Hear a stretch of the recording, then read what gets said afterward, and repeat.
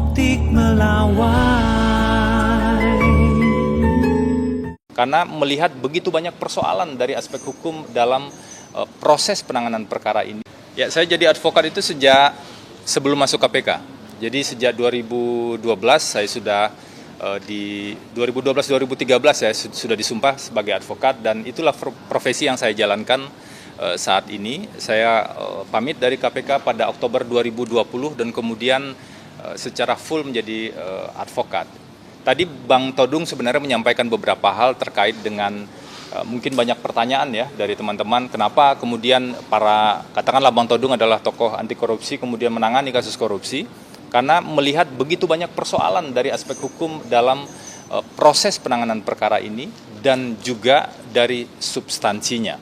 Kalau terkait kami masuk kemudian pada tim hukum untuk proses persidangan perkara pokok ini, tentu sebelumnya sudah ada diskusi ya, dan kami mempelajari terlebih dahulu. Jadi kami pelajari ada 2 putusan pengadilan yang sudah berkekuatan hukum tetap, karena putusan pengadilan itulah yang menjadi pegangan paling kuat. Seharusnya bagi semua pihak itu jadi pegangan paling kuat.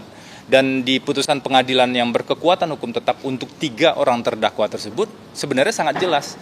Tidak ada peran Pak Hasto Kristianto yang kemudian bisa membuat Pak Hasto dijerat sebagai pemberi suap, dan seluruh sumber dana yang diberikan pada Wahyu Setiawan menurut putusan tersebut, fakta hukum yang sudah diuji di persidangan tersebut itu bersumber dari Harun Masiku.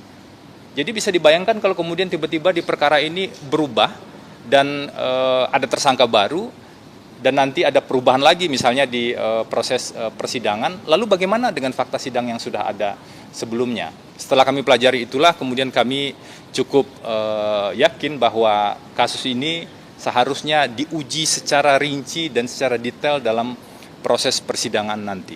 Mungkin itu ya. Mungkin mau minta tanggapan, kan Bang Henry bersama Bang Arman juga sempat membela Pak Ferdi Sambo.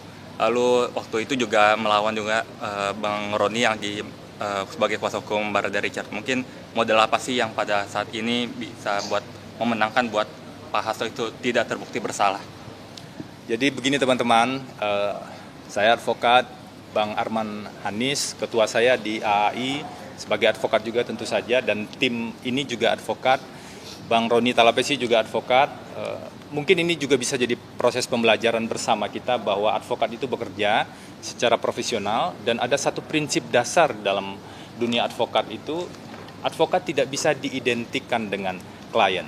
Bahwa ada perbedaan pendapat saat menangani kasus yang lain, kami tetap profesional untuk melihat fakta-fakta hukum yang ada. Dan sekarang kami bersama Bang Roni Talapesi dalam satu tim hukum, tentu saja kami akan fokus pada aspek hukumnya secara profesional. Jadi ini pembelajaran juga bagi kita semua, bagi teman-teman kami juga di kalangan advokat, bahwa advokat tidak bisa diidentikan dengan klien. Itu tertulis jelas ya di Kode Etik Advokat, di Undang-Undang Advokat juga ada jaminan tersebut, dan juga advokat menjalankan fungsinya tugasnya secara profesional, seperti itu.